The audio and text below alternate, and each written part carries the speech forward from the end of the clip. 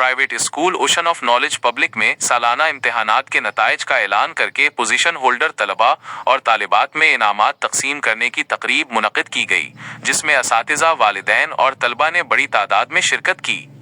تقریب کے دوران اپنی کلاسوں میں پوزیشن حاصل کرنے والے طلباء اور طالبات عائشہ تنیو، ذیشان علی جتوئی، دانش جتوئی، عباد اللہ تنیو، محمد پناہ مغیری، حسین سومر اور عبدالصمد قمبر کو شیلڈز، تعریفی اسناد اور انعامات بھی دیے گئے۔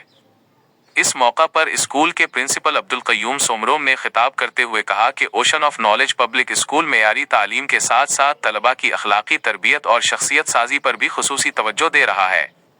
انہوں نے کامیاب طلباء کو مبارکباد دیتے ہوئے کہا کہ محنت، لگن اور اساتذہ کی رہنمائی سے حاصل کی گئی کامیابی دوسرے طلباء کے لیے بھی ایک مثال ہے۔